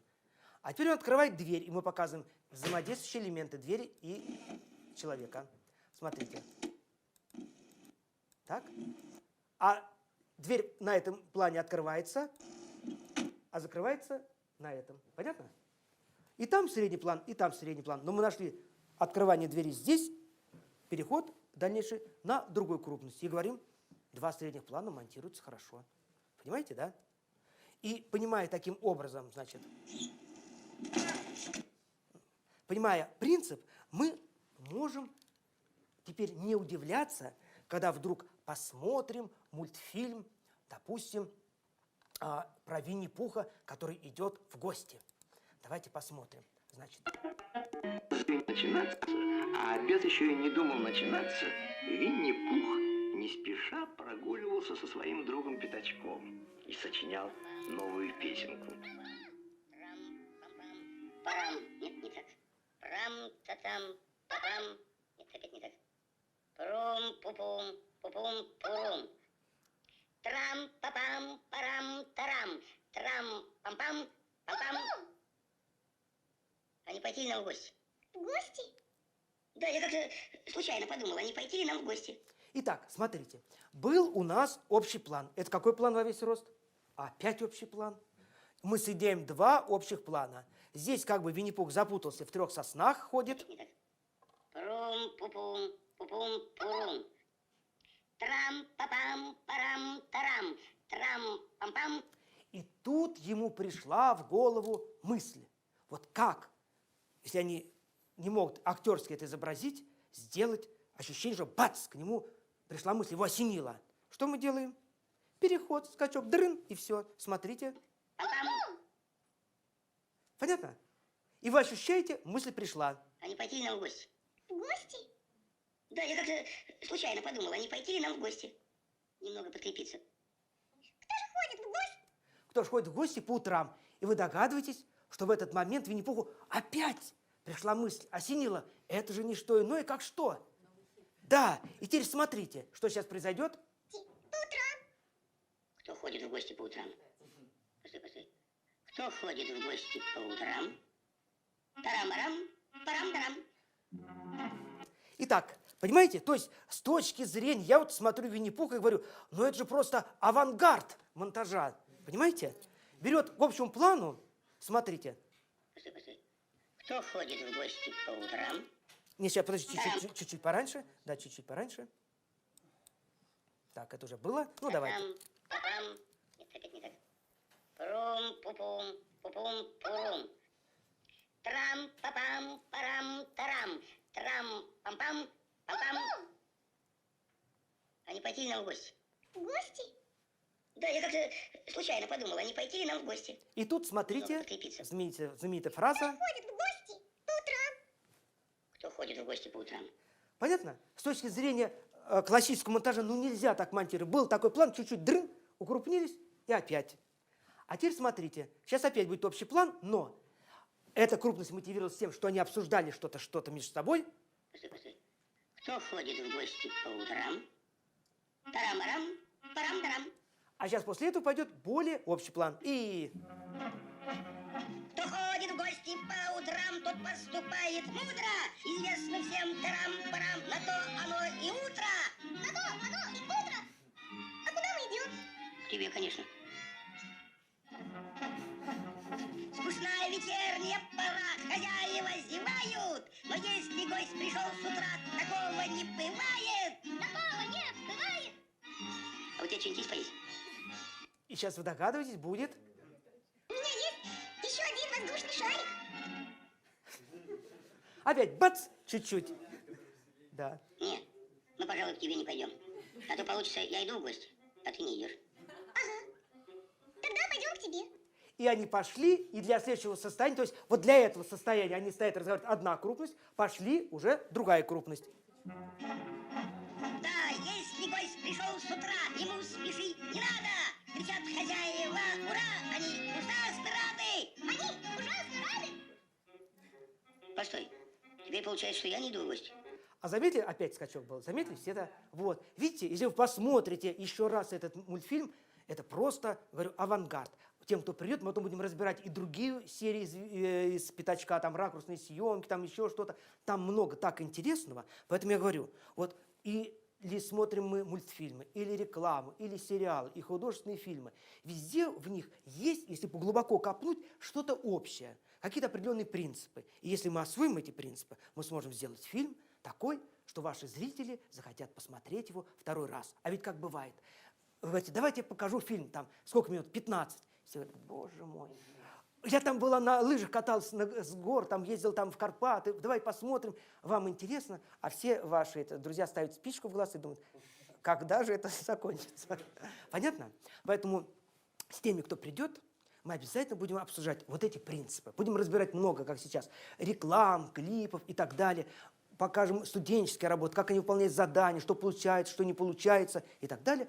И все это будет ради единой цели. Как сделать так, чтобы вашу работу захотели посмотреть второй раз. Ну все, время у меня как раз на это отведенное, сказали, до 4 часов уже вышло.